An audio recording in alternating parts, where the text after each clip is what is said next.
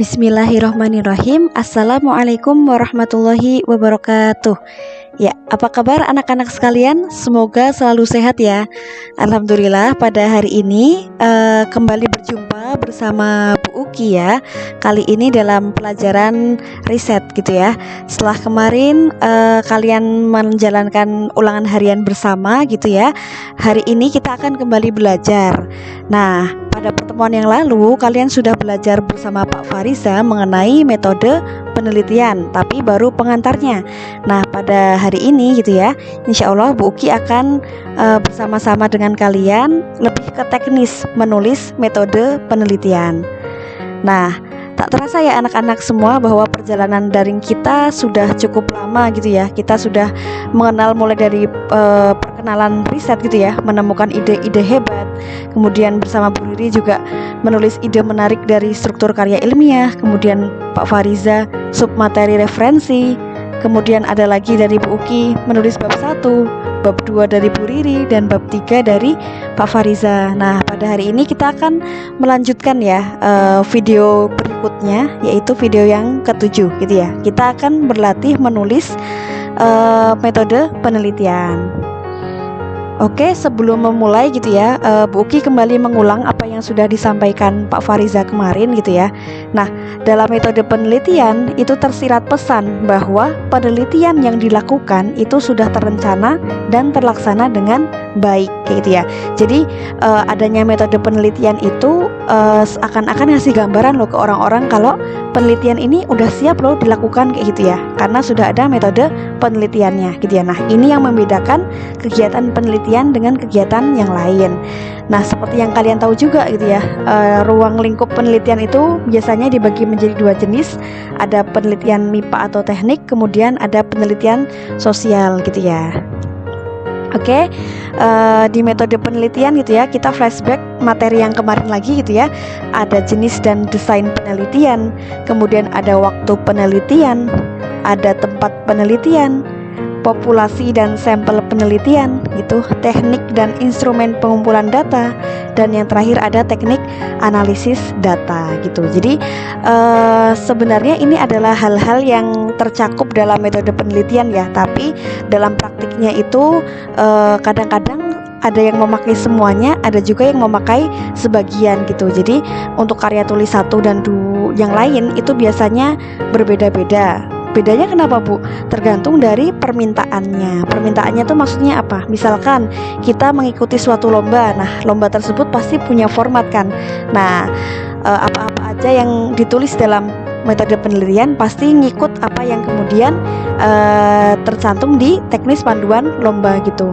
Beda lagi kalau misal tugas sekolah, berarti ya kita ngikut guru kita maunya poin-poin apa aja sih yang tercantum, atau kemudian kakak-kakak kalian yang kuliah dan sedang melaksanakan skripsi gitu ya, itu pasti juga punya panduan tertentu gitu ya yang mereka pakai untuk menyusun metode penelitian. Oke, di sini kita akan lebih mengulik ya tentang beberapa contoh metode penelitian, khususnya karya siswa-siswi SMA IT Ihsanul Fikri gitu ya. Oke, siap ya? Ya, yang pertama kita akan belajar ya tentang ini penelitian yang diadakan oleh Mbak Fatia. Beliau adalah alumni IF gitu ya. Judulnya adalah pemanfaatan minyak jelantah menjadi sabun cair cuci piring dengan bleaching, belimbing wuluh gitu ya. Itu ada nama ilmiahnya Averrhoa blimbi gitu ya. Nah, di sini ini dulu pernah dilombakan ya di Universitas Siliwangi dan alhamdulillah dapat juara gitu ya. Nah, di sini metode penelitian yang digunakan Mbak Fatia gitu ya. Bisa dilihat ini karena ini presentasinya ya. Jadi kelihatan ya ada waktu, kemudian ada tempatnya, ada metode yang digunakan apa, kemudian pengumpulan datanya pakai apa gitu. Terus alat bahannya, terus ini proses ya, tata cara pembuatannya gitu. Nah, ini secara singkat dan ringkas gitu kan. Nah, kita akan membahas apa yang dituliskan Mbak Fatia di bab 3 gitu ya. Oke, di bab 3 ini yang berjudul sama ya. Yang pertama Mbak Fathia itu menuliskan tentang waktu dan tempat penelitian gitu. Nah, ditulis proses penelitian ini berlangsung mulai dari bulan Agustus sampai Oktober 2018 di Laboratorium Kimia SMA IT Ihsanul Fikri, Magelang dan SMK SMTI Yogyakarta. Jadi lama boleh Bu? Boleh. Mau penelitiannya 2 tahun, 3 tahun boleh yuk. Nah, di sini juga ada tempat lokasi penelitiannya gitu. Nah, metode penelitiannya gitu. Nah, di sini ditulis Mbak Fathia nulisnya metode penelitian dan metodologi pengumpulan data. Metode penelitiannya makanya eksperimen. Jadi yang biasanya ke lab gitu ya, terus kemudian bikin eksperimen, itu berarti penelitian eksperimen gitu ya. Kemudian pengumpulan datanya itu dilakukan dengan observasi dan studi pustaka. Ya, seperti itu. Kemudian ada alat dan bahan gitu ya. Nah, ini apa yang ditulis di karya tulisnya gitu ya. Jadi alatnya disebutin apa aja, bahannya apa aja kayak gitu. Kemudian selain itu ada juga cara pembuatannya. Nah, ini titik-titik itu Bu Uki maksudkan masih banyak gitu ya. Nggak mungkin semuanya dicantumin di sini kayak gitu ya. Jadi ada cara pemurnian minyak goreng bekas gitu ya. Yang pertama penghilangan kotoran, netralisasi, pemucatan dan seterusnya. Kemudian ada prosedur pengujian. Nah, karena ini penelitian yang ilmiah gitu ya, kemarin minta bantuan dari lab kimia gitu ya. Jadi ada uji sampel gitu ya dari kadar penyabunan seperti itu. Nah, oke, itu ya. Itu yang pertama. Yang kedua ini karya tulis, karya alumni juga gitu ya. Judulnya adalah Nata de Brewah sebagai bahan dasar pembuatan edible film. Kebayang nggak tentang apa? Ya, jadi ini kulit brewah ya gitu ya, tapi dijadiin plastik. Emang bisa Bu? Bisa. Nah, ini adalah karya dari Mas Bintang dan kawan-kawan gitu ya. Mas Bintang, Mas Fuad dan Mas Rafli gitu ya. Itu metode penelitiannya. Ini kemarin juga dilombakan di IPB dan alhamdulillah dapat juara juga gitu ya. Nah, di sini metode penelitiannya dibagi menjadi sumber data, kemudian ada pendekatan penulisan dan pelaksanaan penulisan. Nah, ada juga cara pembuatannya. Nah, di sini teman-teman gitu ya, lebih jelasnya gitu ya. Nah, bisa dibaca gitu ya, di pendekatan penulisan itu diambil kualitatif kuantitatif ya, secampuran gitu ya. Kalau kemarin sama Pak Fariza disarankan kalau untuk usia kalian mendingan kualitatif aja gitu ya, karena memang hitungannya lebih simple gitu daripada kuantitatif gitu. Kalau yang skripsi biasanya kuantitatif, ada juga yang kualitatif sih kayak gitu ya. Kemudian sumber datanya gitu ya, itu sama kayak yang tadi pertama ya, di Mas Bintang dan kawan-kawan mengambil metodenya eksperimen. Kemudian untuk pengumpulan datanya gitu ya, menggunakan kajian kepustakaan. Maksudnya apa Bu kalau kajian kepustakaan? Maksudnya mereka pakai referensi, bisa data dari jurnal, kemudian dari buku-buku dan sumber-sumber yang lain. Seperti itu, bisa dibaca sendiri ya. Nah, kemudian ada lagi pelaksanaan penelitian. Nah, ini waktu dan tempat ya sama aja ya, cuma beda bahasa. Nah, ini dilakukan cukup singkat ya, Mei sampai Juli gitu ya. Jelas tanggalnya, bulannya, tahunnya. Tempatnya di SMA IT Ihsanul Fikri dan Laboratorium Pusat Studi Biofarmaka UGM. Seperti itu. Kemudian ada tahapan kerja. Nah, ini Bu Uki titik-titik karena masih panjang sekali ya. Nah, di sini ditulis dengan detail dalam bentuk paragraf ya. Kalau tadi penelitian yang pertama mungkin poin gitu ya. Kalau yang di sini lebih ke paragraf. Jadi nggak apa-apa, terserah kalian memang gaya penulisannya seperti apa, diserahkan tergantung nanti permintaan gitu ya. Permintaan dari yang mengadakan tuh seperti apa. Kayak yang Buki bilang tadi ya. Nah, ini ada tahapan-tahapannya ya, seperti itu. Oke. Ya, sekarang kita ke yang 3. Nah, ini yang fresh, baru aja kemarin lomba, alhamdulillah masuk 10 besar ya. Jadi CACO yang diajarkan oleh UMP gitu ya, Universitas Muhammadiyah Purwokerto. Nah, ini karangan Mas Hasan, Mas Habib dan Mas Asmi dan kawan-kawan ya. Sekarang mereka kelas 12. Nah, ini judulnya adalah Ekulak Arai, ekstrak kulit salak anti rayap, alternatif pengganti insektisida kimia sintetik ramah lingkungan sebagai kontribusi nyata generasi milenial kayak gitu ya. Jadi lebih ke ngolah limbah biar jadi bermanfaat gitu kan. Nah, di sini metode penelitiannya sudah bisa dilihat ya, jelas ya. Ada jenis penelitian gitu ya, subjek penelitian, waktu dan tempat, metode, teknik pengumpulan data, sampai metode analisis data. Nah, ini sudah tercakup di metode penelitian gitu ya, simple ya. Nah, ini ada proses pembuatannya juga gitu ya. Jadi benar-benar eksperimen gitu kan. Seperti itu. Oke, lebih detailnya lagi yang dituliskan di makalah itu seperti ini ya teman-teman. Jenis penelitian gitu ya. Penelitiannya langsung dengan cara eksperimen. Kemudian objek penelitiannya adalah kulit salak gitu ya. Kemudian dikasih alasan kenapa sih kok milih kulit salak kayak gitu. Kemudian waktu dan lokasi penelitian November 2019 sampai Januari 2020 ya. Jadi kemarin waktu presentasinya itu kan udah pandemi ya. Akhirnya presentasinya itu via Zoom gitu ya, via Zoom dan via video kayak gitu. Jadi ini termasuk penelitian yang baru kemarin banget gitu ya.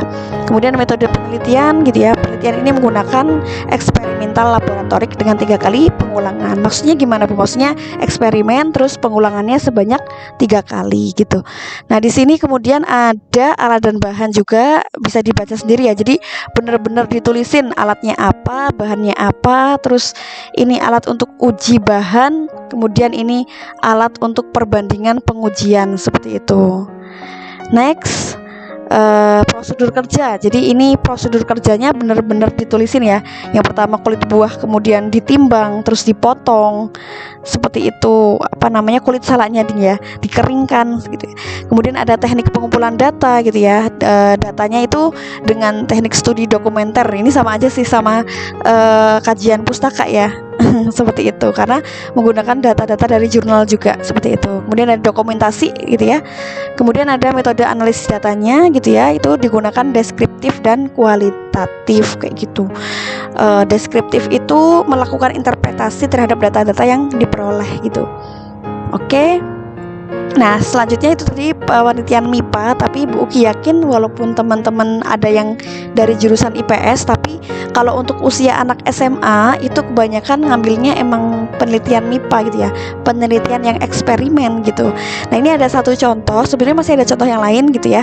Ini karya alumni juga ya.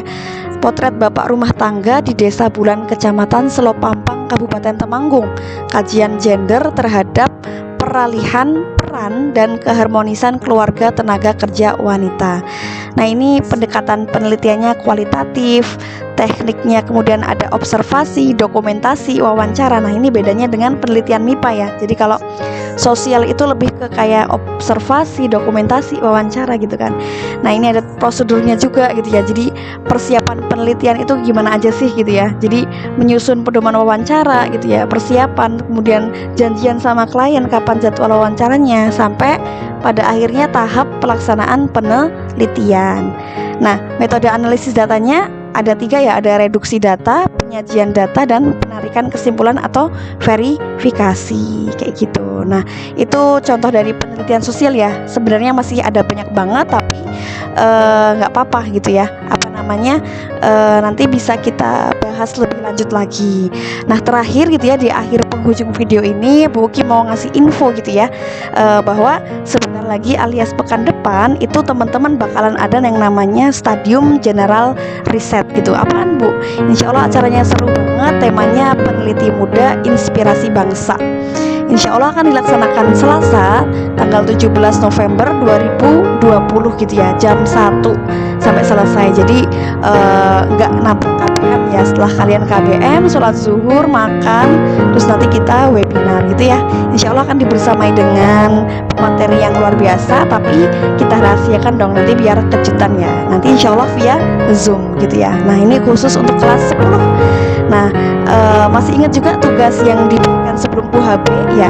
Jadi Bu Uki, Bu Riri, dan Pak Fariza memberikan kontes ya, infografis gitu ya, dan bilang nanti yang terbaik akan mendapatkan hadiah. Nah, insya Allah di acara ini akan kami umumkan ya siapa sih pemenang-pemenang dari kontes infografis gitu ya, dan dari masing-masing jurusan. Jadi jangan khawatir. Jadi nanti jadi MIPA Ihwan ada juaranya, MIPA Ahwat juga ada, IPS Ihwan ada, IPS Ahwat ada. Jadi adil ya insya Allah kayak gitu. Jadi nanti more info kontak guru masing-masing, oke? Ya, Mungkin itu saja gitu ya. Jazakumullahu khairan katsiran atas perhatian teman-teman semua. Sekian video kali ini. Sengaja hari ini tidak ditampilkan ya, jadi sekali-kali gitu ya, biar full layarnya itu teman-teman bisa mencermati materinya seperti itu. Oke, begitu saja. Tetap semangat, jaga kesehatan, dan sampai berjumpa di Ihsanul Fikri. Afwan minkum. Assalamualaikum warahmatullahi wabarakatuh. Salam riset dan penelitian.